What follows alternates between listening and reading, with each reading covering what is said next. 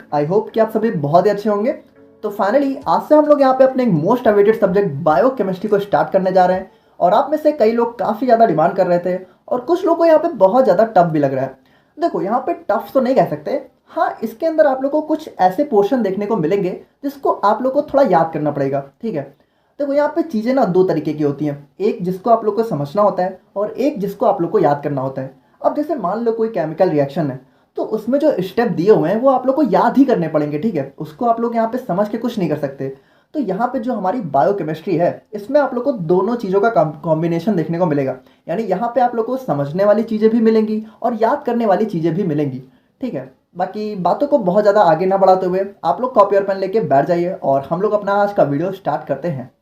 तो बात करें हम लोग यहाँ पे बायोकेमिस्ट्री की, तो अगर आप लोग इसको ध्यान से देखो ना, तो ये हमारा दो वर्डों से मिलकर बना हुआ है। पहला हो गया हमारा यहाँ पे बायो और दूसरा हो गया हमारे यहाँ पे केमिस्ट्री। अब बायो मतलब क्या हुआ, बायो मतलब बायोलॉजी। और बायोलॉजी के अंदर भी हमारा स्पेशली ह्यूमन बायोलॉजी, यानी इसके अंदर हमारा बायोलॉजी भी आ गया और केमिस्ट्री भी आ गया। तो इसके अंदर सिंपली हम लोग करते क्या है कि जो हमारी ह्यूमन बॉडी होती है उसके अंदर यहाँ पे जो भी केमिकल रिएक्शंस चल रही होती हैं, ठीक है, यानी हमारी ह्यूमन बॉडी यहाँ पे किन किन केमिकल से मिलकर बनी होती है, कौन कौन से केमिकल प्रेजेंट होते हैं, उनके बीच में क्या क्या रिएक्शंस होती हैं, और भी जो भी प्रोसेस हमारी बॉडी के अंदर चल रही होती हैं, उन सभी को हम लोग यहाँ पे अपनी बायोकेमिस्ट्री के अंदर पढ़ते हैं। ठीक है, जैसे कभी आप लोगों ने सोचा है कि जब आप लोग यहाँ पे कभी कभी बहुत ज़्यादा थका हुआ फील करते हो, टायर्ड फील करते हो, तो आप लोग क्या करते हो, जैसे ही खाना खाते हो तो आप लोग को तुरंत यहाँ पे एक इंस्टेंट एनर्जी फील होती है। तो क्या आप लोगों ने सोचा है कि आप लोग जो खाना खाते हो वो आप लोग को एनर्जी देता कैसे है? देखो खाने से डायरेक्ट एनर्जी तो मिलती नहीं है। यहाँ पे होता क्या है ना, जो हमारी बॉडी है वो उस खाने को यहाँ पे बहुत सारी प्रोसेस के द्वारा एनर्जी के फॉर्म में कन्वर्ट करती है। अब जैसे इसको ना बिल्कुल ऐसे समझो, जैसे हमारी शादी वादी में आप लोगों ने देखा होगा, ठीक है, जो हमारा जनरेटर लगा होता है, तो जनरेटर में जब हम लोग यहाँ पे फ्यूल डालते हैं, यानी कि जो हमारा तेल होता है उसको डालते हैं, तो क्या होता है कि जनरेटर हमारा चलता है और पूरा यहाँ पे जो भी बल्ब होते हैं, ठीक है, यहाँ पे जितने भी पंखे वगैरह होते हैं वो सब यहाँ पे जल जाते हैं। तो यहाँ पे आप लोग मुझे एक बात बताओ, क्या यहाँ पे ये जो तेल हम लोग डाल रहे हैं, ठीक है, क्या इस तेल से ये बल्ब जल रहा है या फिर जनरेटर की वजह से जल रहा है?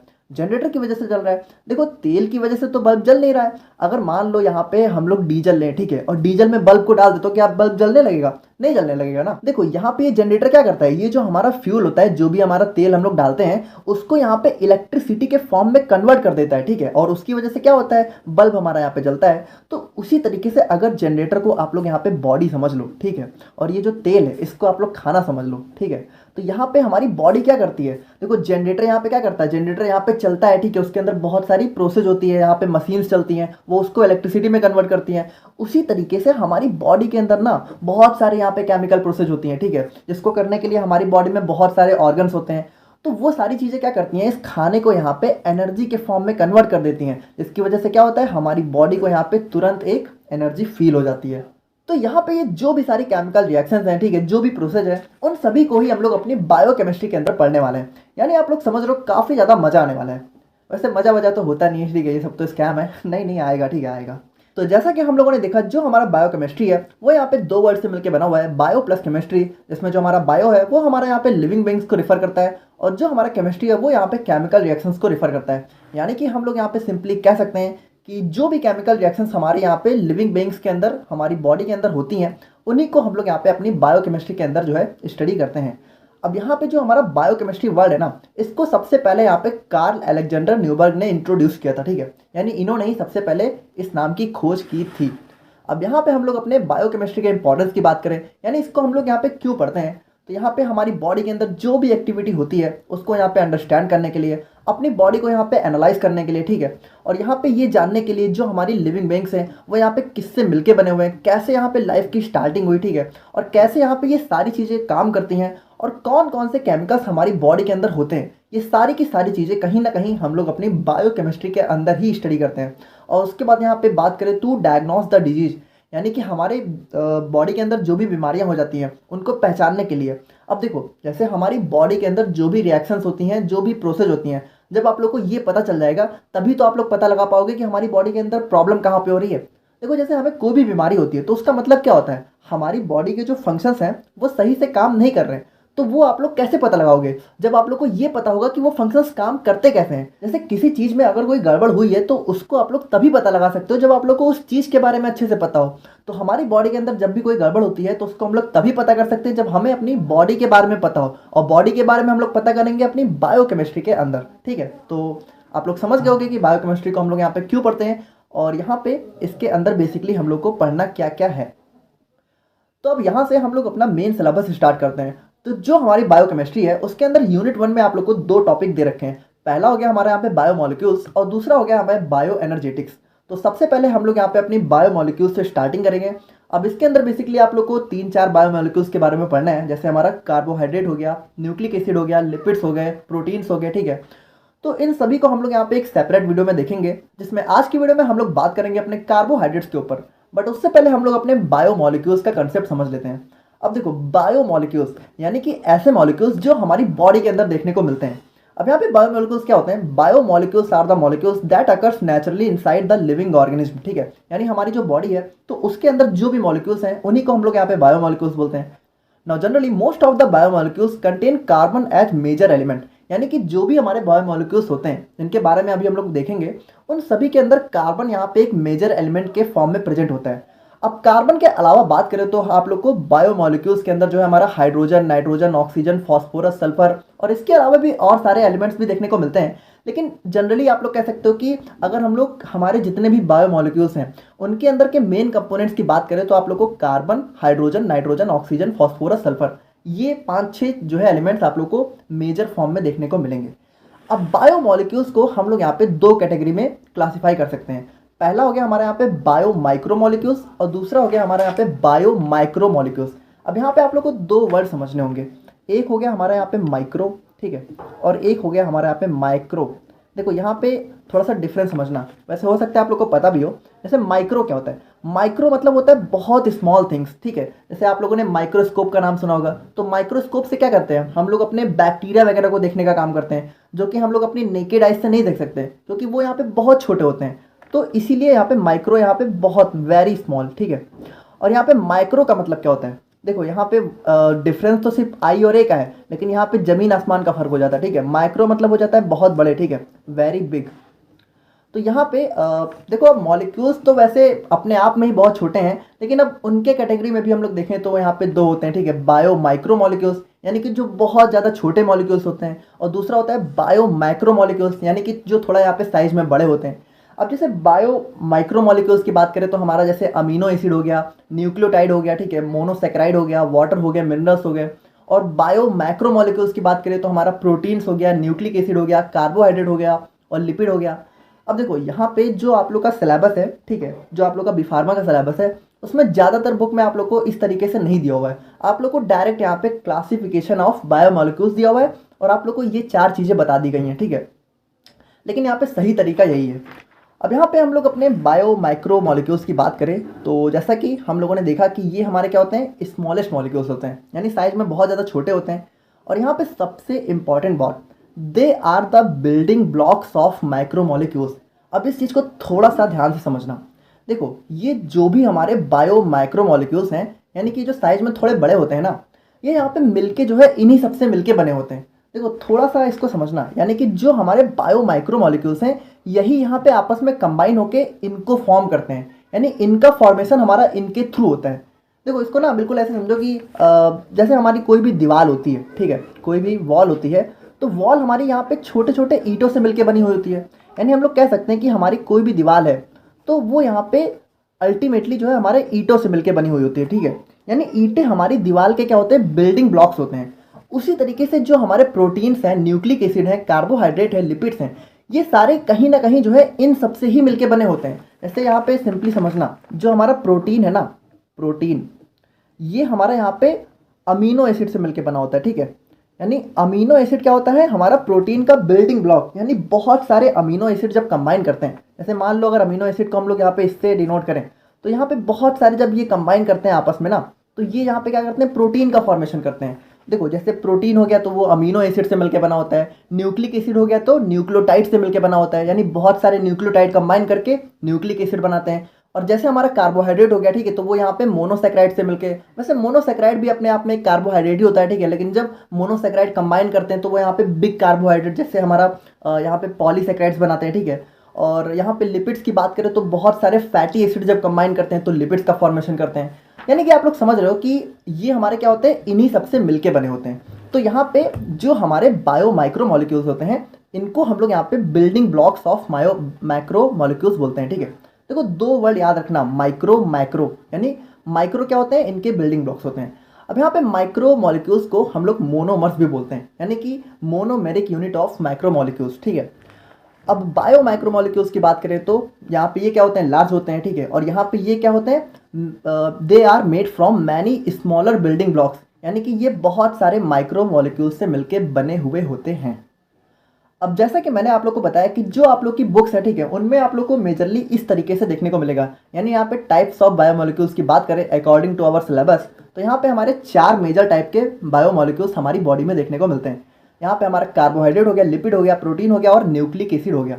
और जैसा कि मैंने आप लोग को बताया कि यहाँ पे ये जो चारों होते हैं, इनके बिल्डिंग ब्लॉक्स यहाँ पे क्या होते हैं, जैसे कार्बोहाइड्रेट यहाँ पे सिंपल शुगर से मिलकर बना होता है, ठीक है। लिपिड यहाँ पे फैटी एसिड, प्रोटीन यहाँ पे अमीनो एसिड और न्यूक्लिक एसिड यहाँ पे न्यूक्लियोटाइड्स। तो ये सारी चीज़ें होती हैं, ठीक है। तो आई होप कि आप लोग इतना पोर्शन जो है समझ गए होंगे। देखो आप लोग ना सिंपली एक चीज़ अपने दिमाग में फिट कर लो कि जो हमारे बायोमोलिक्यूल्स हैं, बायोमोलिक्यूल्स, तो यहाँ पे बायोमोलिक्यूल्स आप लोग को जो है 4 टाइप के देखने को मिलेंगे, ठीक है। पहला हो गया हमारे यहाँ पे कार्बोहाइड्रेट, और दूसरा हो गया हमारे यहाँ पे न्यूक्लिक एसिड, ठीक है, न्यूक्लिक एसिड। और थर्ड हो गया हमारे यहाँ पे प्रोटीन, और फोर्थ हो गया हमारे यहाँ पे लिपिड।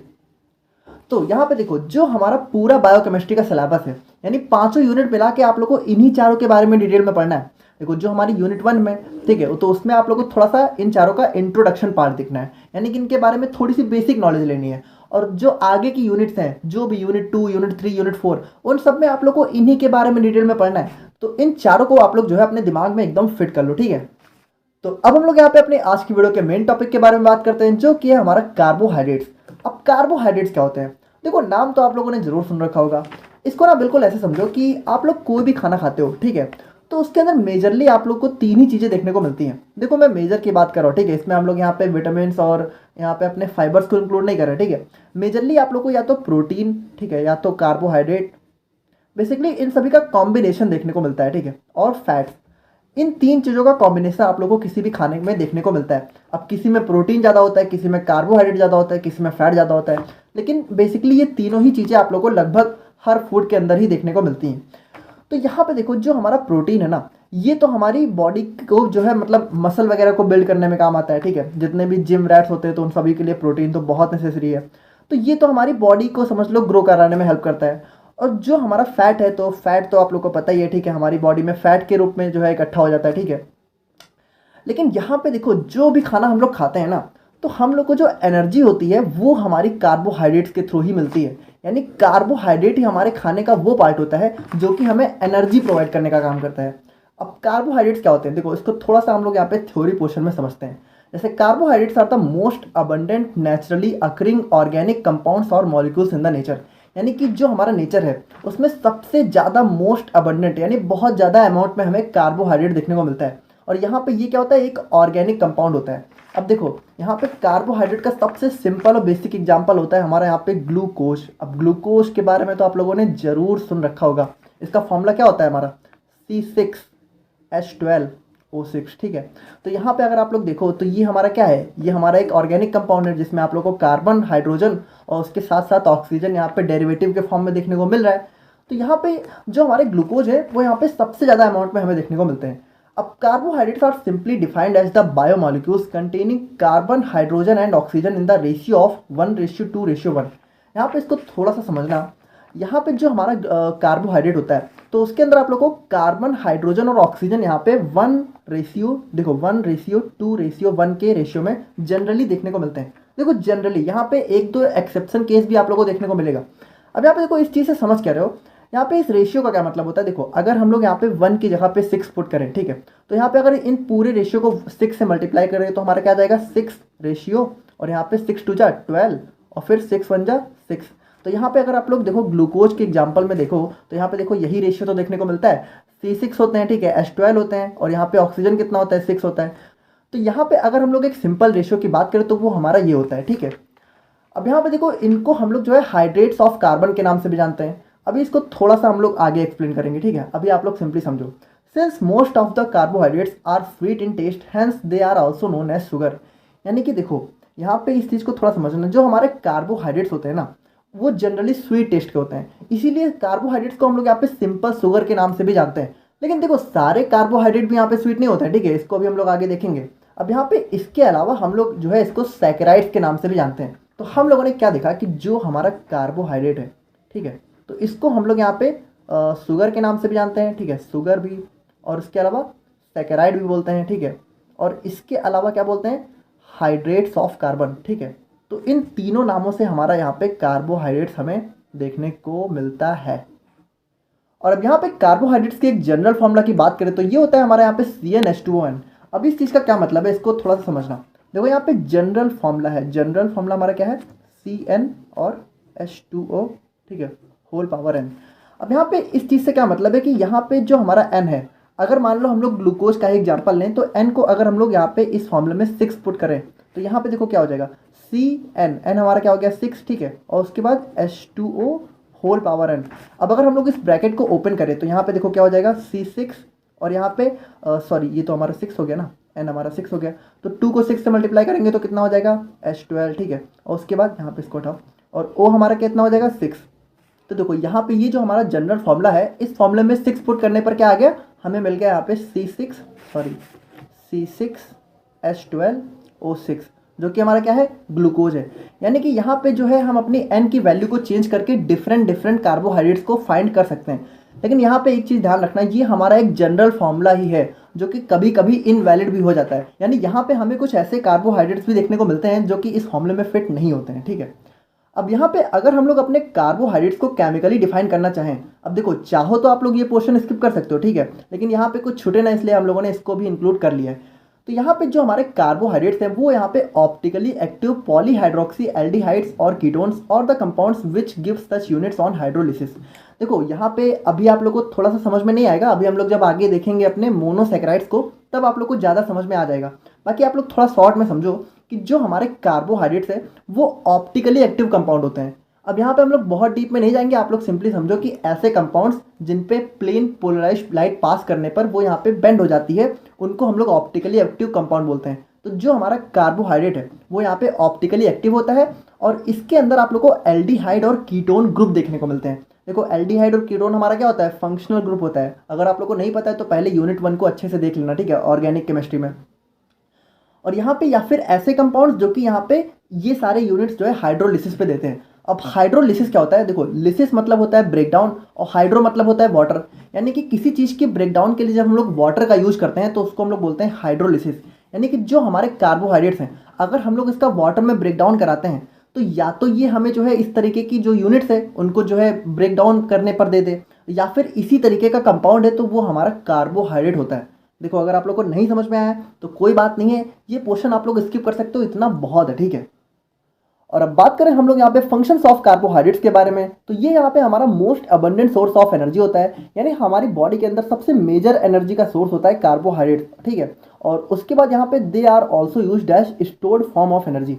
यानी देखो ये हमारी बॉडी को तुरंत एनर्जी तो देता ही है, उसके साथ साथ यहाँ पे एनर्जी का स्टोरेज भी करता है। यानी देखो कभी कभी क्या होता है ना कि हम लोग बहुत टाइम तक खाना नहीं खाते हैं। अब देखो हम लोगों ने खाना खाया हो ना खाया हो, लेकिन हमारी बॉडी के अंदर जो फंक्शंस हैं वो तो डेली परफॉर्म होते हैं, ठीक है, यानी वो तो कंटिन्यू चलते रहते हैं। तो अगर हम लोग मान लो बहुत टाइम तक खाना नहीं खा रहे हैं तो जो हमारे फंक्शंस हो रहे हैं तो उनको यहाँ पे एनर्जी कैसे मिलेगी, तो उनको यहाँ पे एनर्जी प्रोवाइड होती है हमारे जो हमारे कार्बोहाइड्रेट्स हैं उनके स्टोर्ड फॉर्म से, ठीक है, जो कि हमारा ग्लाइकोजन होता है। अब इसको हम लोग डिटेल में अपनी आने वाली यूनिट्स में देखेंगे। और उसके बाद हम लोग बात करें तो जो हमारी शुगर्स लाइक राइबोस और डीऑक्सीराइबोस, तो देखो हमारी ये दो शुगर होती हैं जो कि क्या करती हैं, जेनेटिक मटेरियल यानी कि डीएनए और आरएनए का फॉर्मेशन करती हैं। अब डीएनए और आरएनए के बारे में भी हमें डिटेल में पढ़ना है। बाकी आप लोगों ने नाम सुन रखा होगा डीऑक्सीराइबो न्यूक्लिक एसिड, ठीक है, और राइबो न्यूक्लिक एसिड। तो यहाँ पे इन दोनों के अंदर ना दो स्पेशल टाइप की शुगर होती है। जैसे डीएनए के अंदर होती है डीऑक्सीराइबोस और आरएनए के अंदर होती है राइबोस। तो ये दोनों कार्बोहाइड्रेट का ही एक फॉर्म होते हैं। और उसके बाद यहाँ पे they are used as sugar in our home, यानी कि हमारे घरों के अंदर भी जो है जो नॉर्मल चीनी होती है उसके फॉर्म में यूज होती है, ठीक है, तो वो हमारी सुक्रोज होती है। देखो जो भी चीनी हम लोग डेली लाइफ में यूज करते हैं, ठीक है, तो वो हमारे कार्बोहाइड्रेट का सुक्रोज फॉर्म होता है।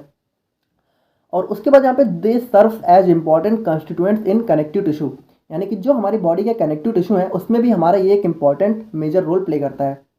अब बात करें हम लोग यहाँ पे अपने क्लासिफिकेशन ऑफ कार्बोहाइड्रेट्स के बारे में, तो इसको हम लोग यहाँ पे 4 कैटेगरी में क्लासीफाई कर सकते हैं। पहला हो गया मोनोसेक्राइड, दूसरा हो गया डाइसेक्राइड, थर्ड हो गया हमारा यहाँ पे ऑलिगोसेक्राइड और फोर्थ हो गया हमारा यहाँ पे पॉलीसेक्राइड। अब देखो अभी हम लोग इन चारों को डिटेल में तो देखेंगे, लेकिन इसको आप लोग थोड़ा सा शॉर्ट में समझ लो ताकि आप लोग को आगे समझने में आसानी हो। देखो यहाँ पे इन चारों को समझो, ठीक है।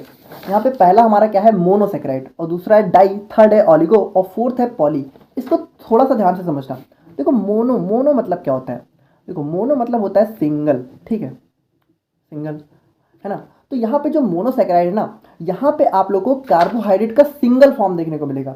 देखो हम लोगों ने क्या देखा था, कार्बोहाइड्रेट को हम लोग सेक्राइड के नाम से भी जानते हैं, इसीलिए यहाँ पे ये मोनोसेक्राइड है। तो मोनोसेक्राइड में क्या होता है कि हमारा सिंगल शुगर का मॉलिक्यूल होता है, यानी यहाँ पे एक जो है सिंपल शुगर का मॉलिक्यूल होता है, सिंगल शुगर मॉलिक्यूल, ठीक है। और वहीं पे अगर हम लोग बात करें अपने डाइसेक्राइड के बारे में, तो यहाँ पे आप लोग को 2 शुगर के मॉलिक्यूल देखने को मिलेंगे, ठीक है। अब जैसे इसका एग्जांपल होता है मोनोसेक्राइड का हमारा ग्लूकोज, फ्रक्टोज, गैलेक्टोज, ये सारी चीज़ें हमारी मोनोसेक्राइड के अंदर आती हैं। और डाइसेक्राइड की बात करें तो यहाँ पे हमारा सुक्रोज हो गया, लैक्टोज, माल्टोज, ठीक है। अब लैक्टोज हमारा मिल्क के अंदर जो शुगर पाया जाता है, और सुक्रोज हमारी जैसे चीनी हो गई। तो यहाँ पे डाइसेक्राइड का क्या मतलब है? देखो मोनो मतलब सिंगल और डाई मतलब डुअल, ठीक है, डाई मतलब 2, डुअल। तो यहाँ पे 2 शुगर के मॉलिक्यूल होते हैं, 2 शुगर मॉलिक्यूल्स, ठीक है, 2 शुगर मॉलिक्यूल्स।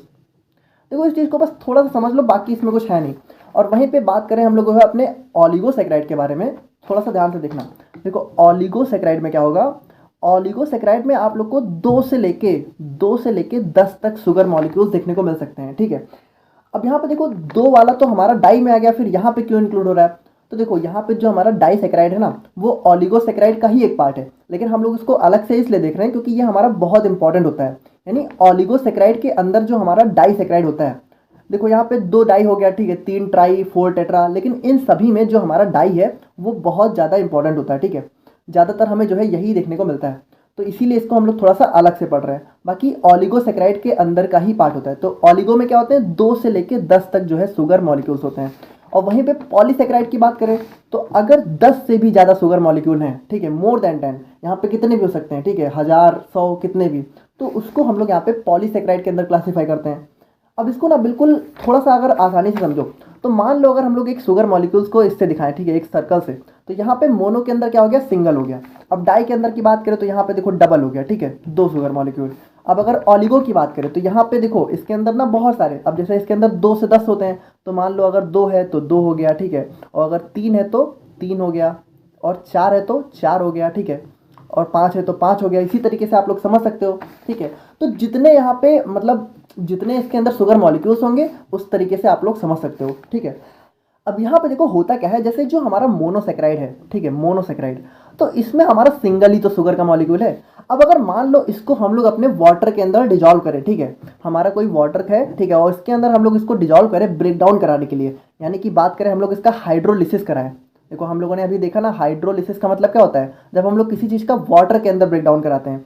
देखो हाइड्रो वर्ड अगर आप लोगों को कहीं दिख जाए तो सिंपल समझ जाओ आप लोग वाटर, ठीक है, और लिसिस का मतलब क्या होता है, ब्रेक डाउन, यानी किसी चीज़ को जो हम लोग वाटर में ब्रेक डाउन कराते हैं तो उसको हम लोग हाइड्रोलिसिस बोलते हैं।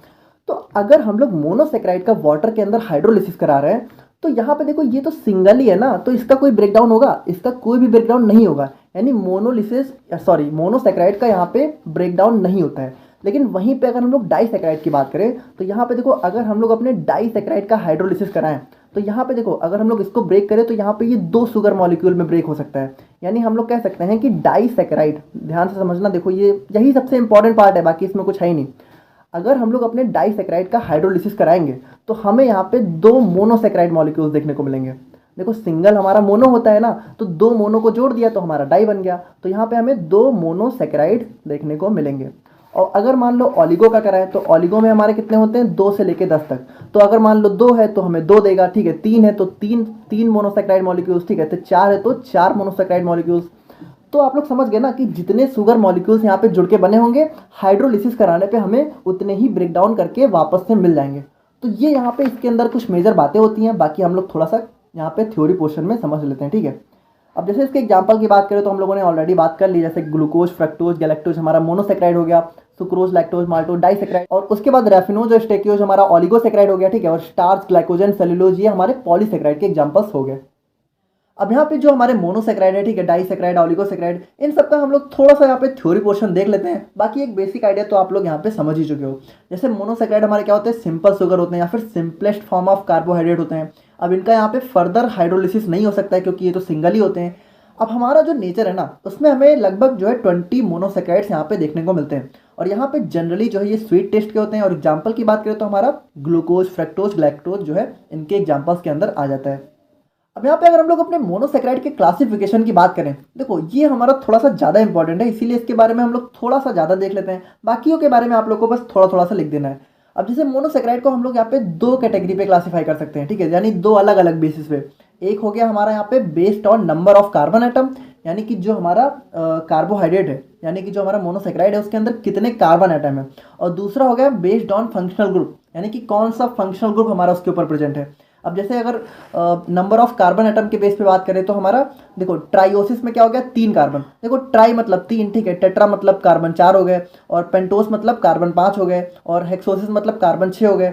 अच्छा यहाँ पे देखो ये हमारा किस तरीके से हो रहा है। जैसे हम लोगों ने क्या देखा था, हमारा जनरल फॉर्मूला क्या होता है, CnH2O.n, ठीक है। देखो Cn और H2O की पावर n है ना। अब देखो अगर मान लो हम लोग यहाँ पे इस n की जगह 3 पुट करें तो हमारा क्या हो जाएगा, C3 और H2O का 3, ठीक है। तो अगर इसको खोले हम लोग तो क्या हो जाएगा, C3 और H2 इंटू 3 हमारा क्या हो जाएगा, H6 और O3। तो देखो यहाँ पे ट्राइओसिस में यही तो लिखा हुआ है, C3H6O3। और अगर 4 पुट करेंगे तो हमारा 4 और 4 2 जा 8, ठीक है, और फिर हमारा 4। तो ये देखो ये हमारा इसी जनरल फॉर्मूले पे बेस है। अच्छा अगर आप लोग को याद हो तो स्टार्टिंग में हम लोगों ने देखा था कि जो हमारे कार्बोहाइड्रेट है उनको हम लोग बोलते हैं हाइड्रेट्स ऑफ कार्बन।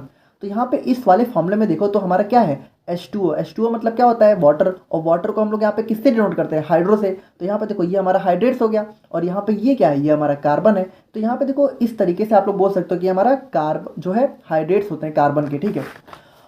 तो यहाँ पे देखो based on number of carbon atom है, हमारा ट्राई में 3 कार्बन, टेट्रा में 4, पेंटोस में 5, ठीक है, हेक्सोस में 6 और हेप्टो में 7। तो इस तरीके से हमारा क्लासिफिकेशन हो गया। और अगर बेस्ड ऑन फंक्शनल ग्रुप की बात करें, ठीक है, तो यहाँ पे अगर आप लोग देखो तो हम लोग इसको दो तरीके से क्लासिफाई कर सकते हैं। पहला हो गया हमारे यहाँ पे एल्डोसिस, और दूसरा हो गया हमारे यहाँ पे कीटोसिस। अब देखो एल्डोसिस का मतलब क्या हो गया, एल्डिहाइड ग्रुप, और कीटोसिस का मतलब क्या हो गया, कीटोन ग्रुप। अब अगर आप लोगों ने फंक्शनल ग्रुप वाला लेक्चर देखा है तो आप लोग को समझ में आ जाएगा। देखो एल्डिहाइड में मैंने आप लोगों से क्या बताया था कि हमारा जहाँ पे आप लोग को C डबल बॉन्ड O और H, सॉरी यहाँ पे H भी होगा, ठीक है, H, अगर आप लोग को ये ग्रुप देखने को मिले तो ये हमारा होता है एल्डिहाइड। तो जिस कार्बोहाइड्रेट में आप लोग को एल्डिहाइड ग्रुप देखने को मिले वो हो जाता है हमारा एल्डोसिस।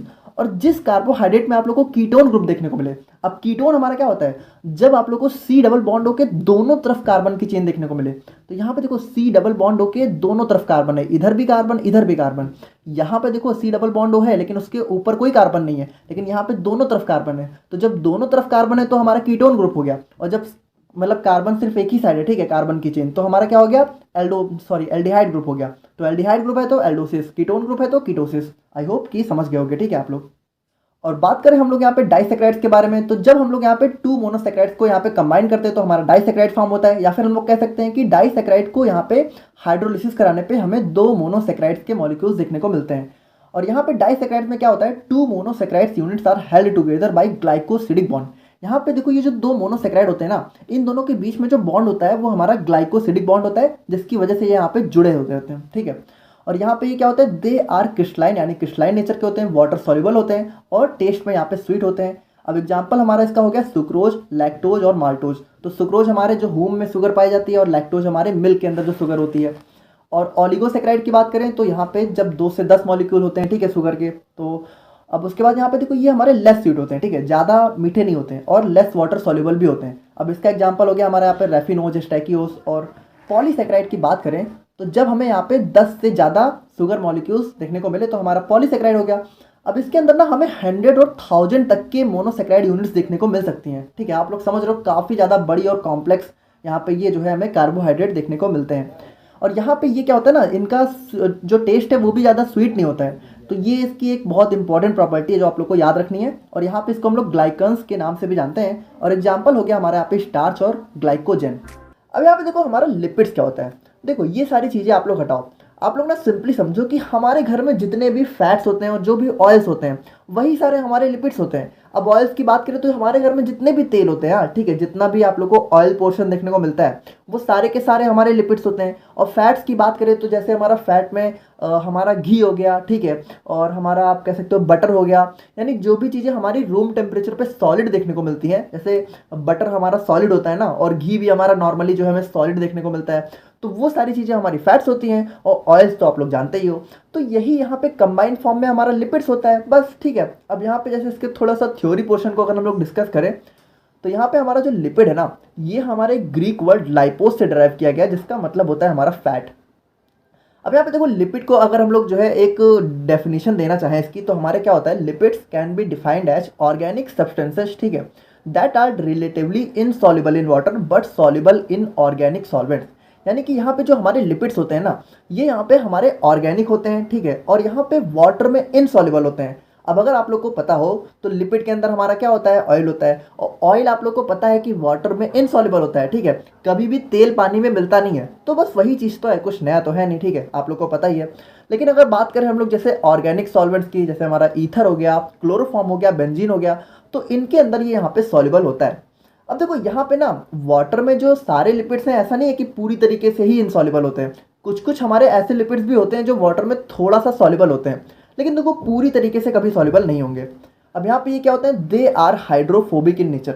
यानी कि हाइड्रोफोबिक मतलब क्या होता है, देखो हाइड्रो मतलब वाटर और फोबिक मतलब डर, ठीक है, फोबिया मतलब होता है डर।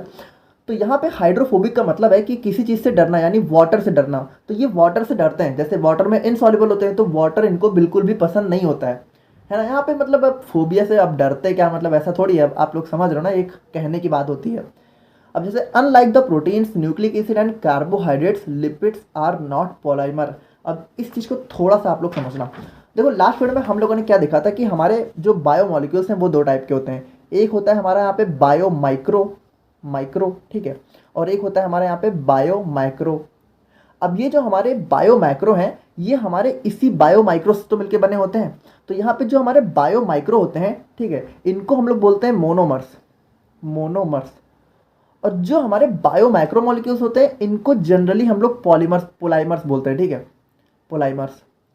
अब यहाँ पे जैसे बायो माइक्रो मॉलिक्यूल्स के अंदर हमारे 4 मॉलिक्यूल्स थे। जैसे पहला था हमारे यहाँ पे कार्बोहाइड्रेट, ठीक है, और दूसरा था हमारे यहाँ पे लिपिड, और तीसरा था हमारे यहाँ पे न्यूक्लिक एसिड, और फोर्थ हमारे यहाँ पे क्या था, प्रोटीन।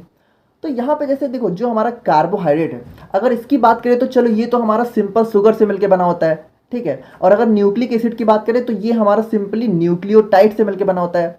देखो अगर ये सारी चीज़ें अभी नहीं समझ में आ रही है तो आप लोग पिछला लेक्चर देख लेना तभी आना। और जो हमारा प्रोटीन होता है ना, ये हमारा सिंपली अमीनो एसिड से मिलकर बना होता है। लेकिन जो हमारे लिपिड होते हैं ना, ये हमारा डायरेक्टली किसी से मिलकर नहीं बना होता है। देखो कहने को तो हम लोग बोल देते हैं कि लिपिड हमारा यहाँ पे फैटी एसिड से मिलकर बना होता है, ठीक है, लेकिन यहाँ पे फैटी एसिड के अलावा भी यहाँ पे आप लोग को अल्कोहल भी देखने को मिलता है। यानी हम लोग यहाँ पे ये नहीं कह सकते कि जो हमारा लिपिड है वो यहाँ पे किसी एक टाइप के मोनोमर से मिलकर बना होता है। यहाँ पे फैटी एसिड और अल्कोहल का जनरली हमें कॉम्बिनेशन लिपिड के अंदर देखने को मिलता है, तो इसीलिए हम लोग इसको यहाँ पे पोलाइमर नहीं बोलते हैं। देखो पोलाइमर हम लोग उनको बोलते हैं जो यहाँ पे जनरली किसी सिंगल टाइप के मोनोमर से मिलकर बने होते हैं।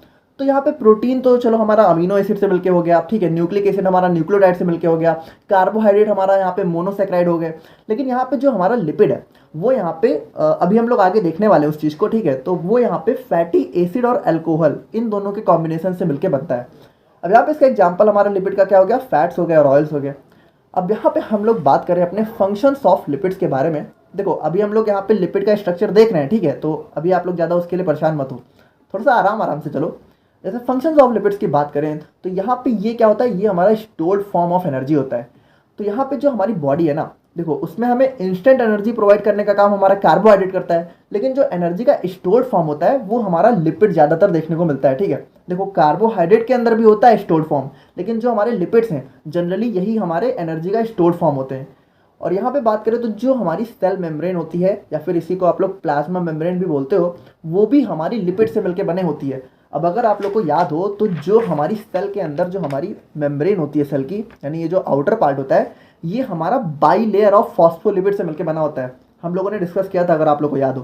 देखो बाई लेयर का मतलब क्या है, यहाँ पे फॉस्फोलिपिड की बाई लेयर होती है, ठीक है, कुछ इस तरीके से, थोड़ा सा अगर आप लोग को याद हो, ठीक है, ये ऐसे, ये हमारी फॉस्फोलिपिड की बाई लेयर होती है ना। तो इस तरीके से मतलब सेल मेम्ब्रेन भी हमारा लिपिड, देखो फॉस्फोलिपिड भी हमारा एक टाइप का लिपिड ही तो है। तो यहाँ पे हम लोग बोल सकते हैं ना कि cell membrane of plasma membrane के फॉर्मेशन में भी हमारा लिपिड बहुत ज़्यादा हेल्प करता है।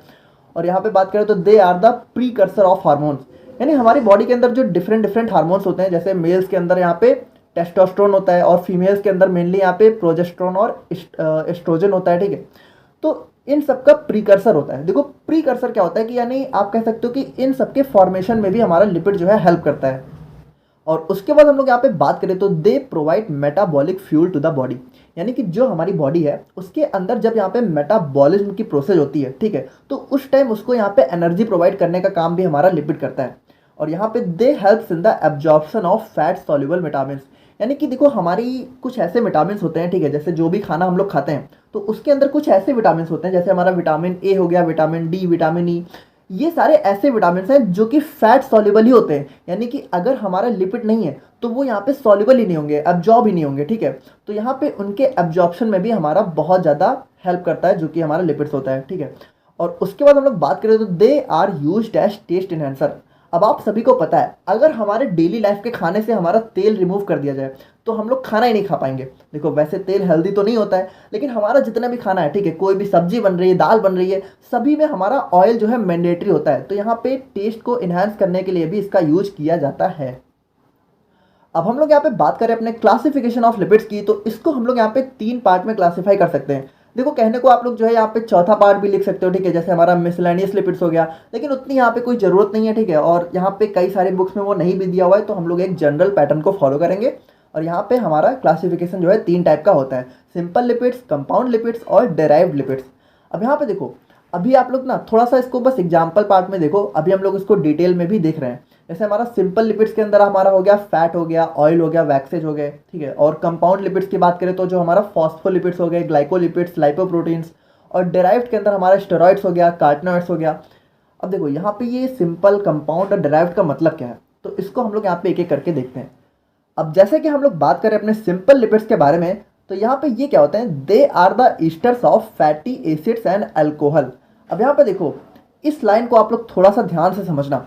देखो यहाँ पे इस चीज़ को आप लोग थोड़ा ध्यान से समझ जाओ, बाकी लिपिड्स में इससे ज़्यादा कुछ है ही नहीं। यहाँ पे देखो क्या लिखा हुआ है, they are the esters of fatty acid and alcohol. तो सबसे पहले हम लोग देखते हैं अपना फैटी एसिड क्या होता है और अल्कोहल क्या होते हैं।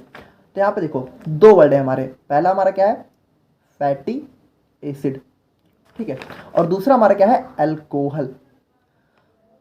यहाँ पे ध्यान से समझना, जो हमारे फैटी एसिड है वो क्या होते हैं, ये होते हैं हमारे यहाँ पे long chain hydrocarbons along with carboxylic acid group.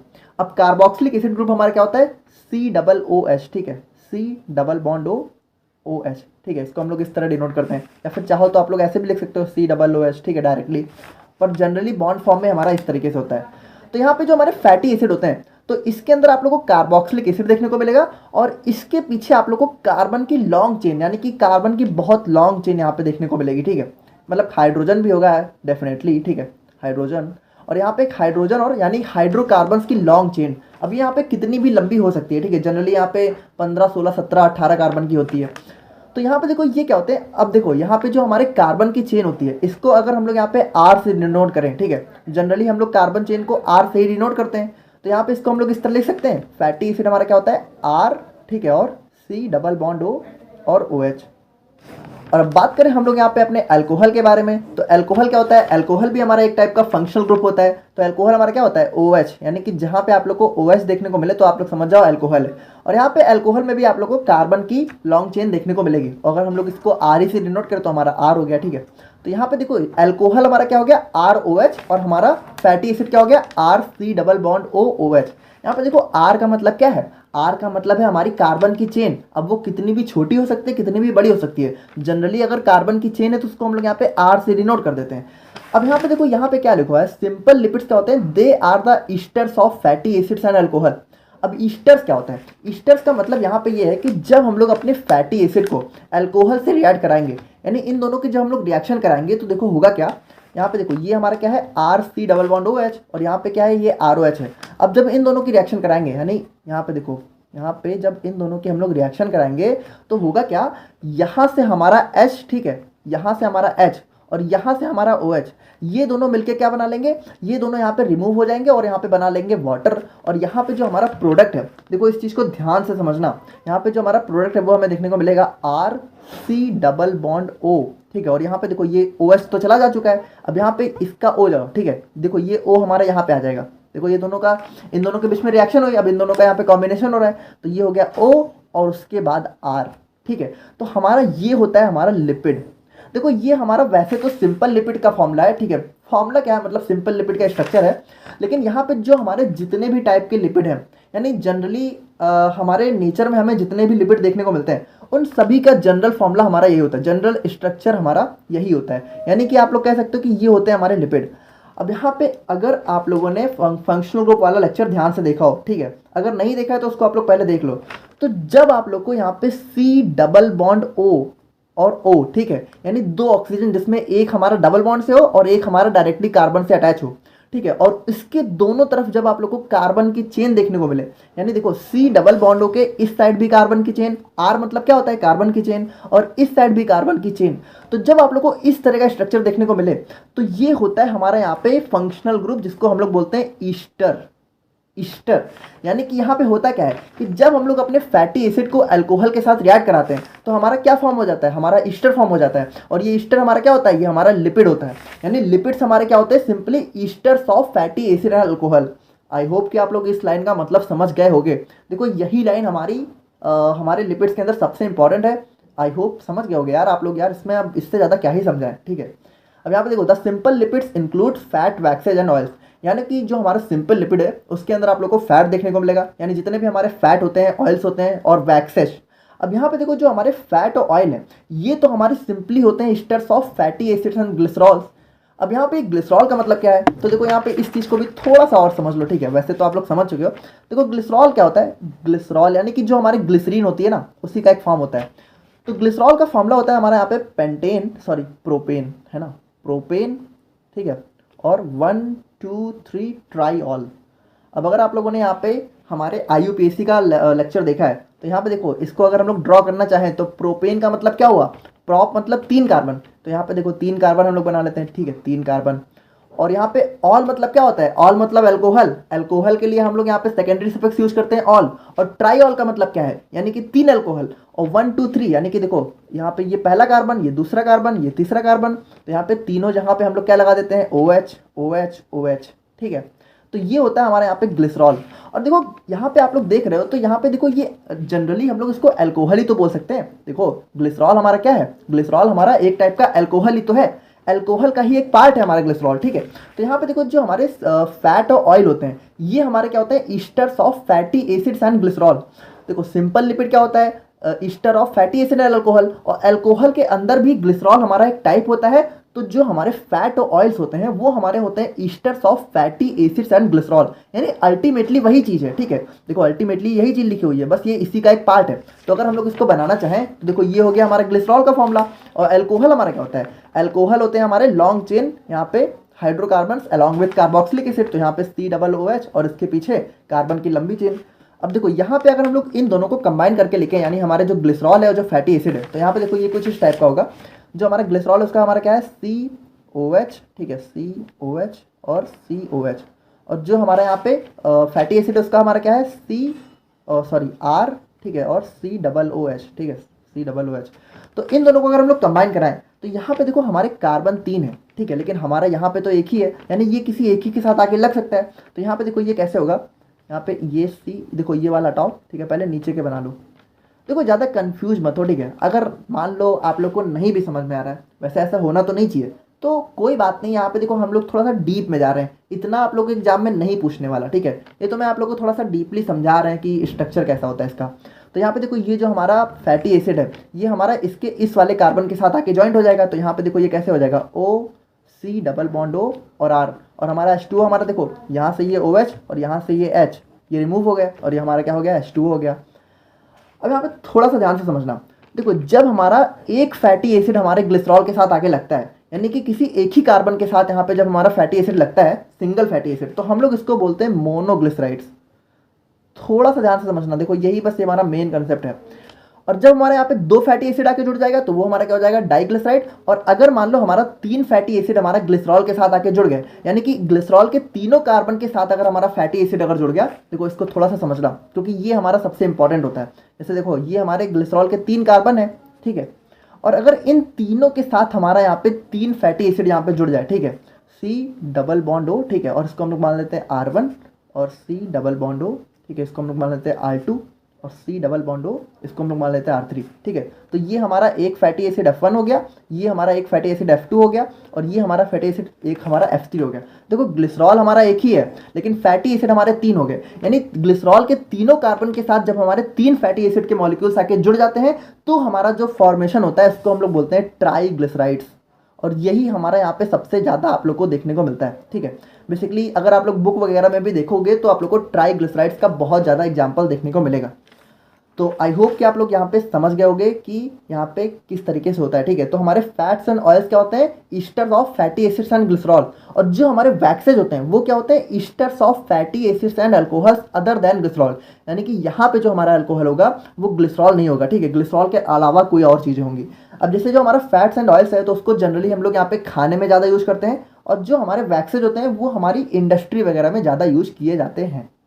और बात करें हम लोग यहाँ पे अपने कंपाउंड लिपिड्स के बारे में, तो they are the esters of fatty acids and alcohols containing additional groups such as phosphate and sugars. यानी कि जब आप लोग को फैटी एसिड और अल्कोहल के अलावा, मतलब देखो ये दोनों चीज़ें तो देखने को मिलेंगी, लेकिन इन दोनों के साथ में जब आप लोग को फॉस्फेट हो गया, शुगर हो गया, ठीक है, अगर ये सारी चीज़ें भी देखने को मिल रही हैं तो वो हो जाता है हमारे यहाँ पे कंपाउंड। यानी कि सिंपल में हमारे कुछ कंपाउंड भी आगे जुड़ गए, ठीक है। जैसे हमारा फॉस्फोलिपिड, यानी कि जो हमारी सेल की मेम्ब्रेन होती है उसमें हमारा जो लिपिड होता है वो कौन सा होता है, फॉस्फोलिपिड। तो फॉस्फोलिपिड में हमारा क्या होता है, फॉस्फोरिक एसिड होता है, ठीक है। यहाँ पे हमारा देखो फैटी एसिड तो होगा ही, अल्कोहल भी होगा, लेकिन उसके साथ साथ हमारा एक्स्ट्रा फॉस्फोरिक एसिड ग्रुप भी देखने को मिलता है और इसीलिए हम लोग इसको बोल देते हैं फॉस्फोलिपिड। अब जैसे एक होता है हमारे यहाँ पे ग्लाइकोलिपिड, तो इसके अंदर हम लोग को कार्बोहाइड्रेट देखने को मिलते हैं। तो इस तरीके से हमारा कंपाउंड लिपिड का कंसेप्ट होता है।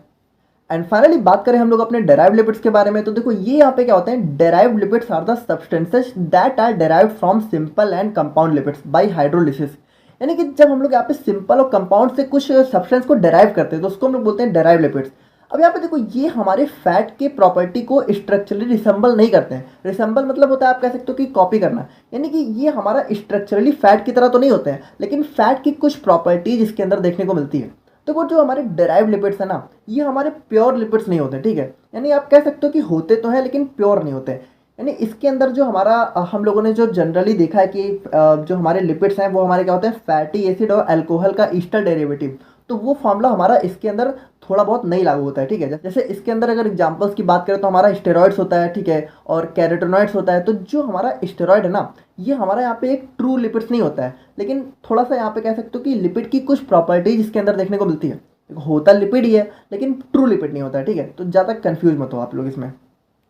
अब हम लोग यहाँ पे अपने जल्दी से एक छोटे से टॉपिक को और समझ लेते हैं, जो कि हमारा यहाँ पे फैटी एसिड्स। अब वैसे तो आप लोग फैटी एसिड्स को ऑलरेडी देख ही चुके हो। हमारा क्या होता है, जब आप लोग को कार्बोक्सिलिक एसिड ग्रुप जो है लॉन्ग चेन हाइड्रोकार्बन के साथ देखने को मिले तो वही होता है हमारा फैटी एसिड। और वही चीज़ यहाँ पे लिखी हुई है, the long chain hydrocarbon which contains carboxylic acid group at the end are known as fatty acid, ठीक है।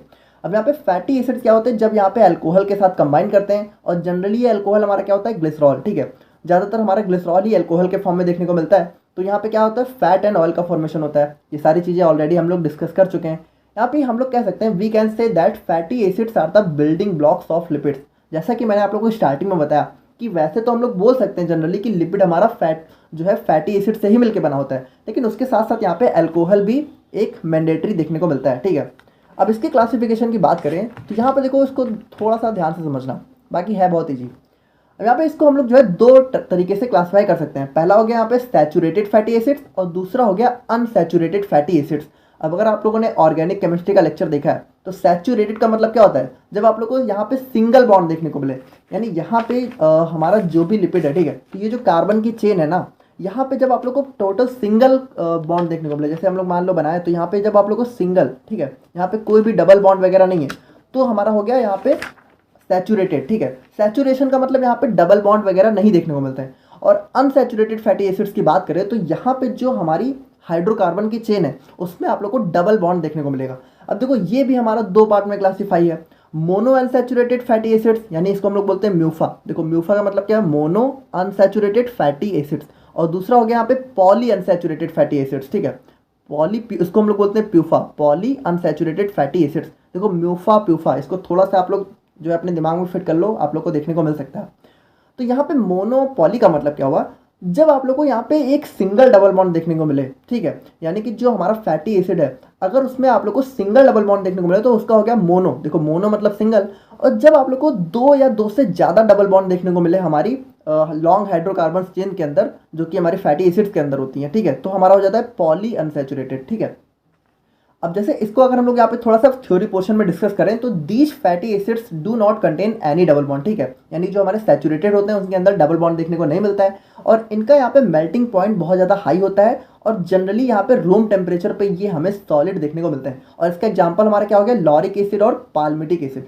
अच्छा, रूम टेम्परेचर हमारा क्या होता है, चलो आज आप लोग कमेंट सेक्शन में यही बताओ कि रूम टेम्परेचर हमारा कितना होता है, ठीक है, देखते हैं आप लोगों को कितना पता है। अब यहाँ पे इसके एग्जाम्पल की बात करें तो यहाँ पे देखो ये जो हमारी हाइड्रोकार्बन की लॉन्ग चेन है, ठीक है, इसके अंदर आप लोगों को सिंगल बॉन्ड ही देखने को मिल रहे हैं, कोई भी डबल बॉन्ड वाला चक्कर नहीं है। देखो इस डबल बॉन्ड के चक्कर में मत पड़ जाना, ये तो हमारा कार्बोक्सिलिक एसिड का ग्रुप है, इसमें तो आप लोग को डबल बॉन्ड देखने को ही मिलता है। हम लोग यहाँ पे बात करें जब हमारी जो हाइड्रोकार्बन की चेन है, ठीक है, जब इसमें आप लोग को कोई डबल बॉन्ड वगैरह ना देखने को मिले तो होता है हमारे यहाँ पे सैचुरेटेड। देखो इसी को हम लोग यहाँ पे जनरली आर से डिनोट करते हैं, यानी कि ये जो आप लोग देखते हुए आ रहे हो, ठीक है, C double bond O H, ठीक है, आर, तो ये देखो ये इसका यहाँ पे क्या है, थोड़ा सा मतलब ह्यूज फॉर्म है। देखो ये आर हमारा क्या होता है, ये आर हमारा यही कार्बन की चेन होती है, ठीक है।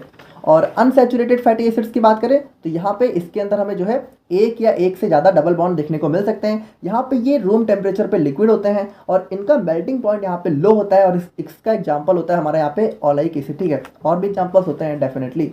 और इसके अगर हम लोग टाइप्स की बात करें तो यहाँ पे दो टाइप के होते हैं, मोनो अनसैचुरेटेड और पॉली अनसैचुरेटेड, यानी कि जब सिंगल डबल बॉन्ड देखने को मिले तो मोनो, और जब दो से ज़्यादा डबल बॉन्ड देखने को मिले या फिर दो तो हमारा हो गया पॉली।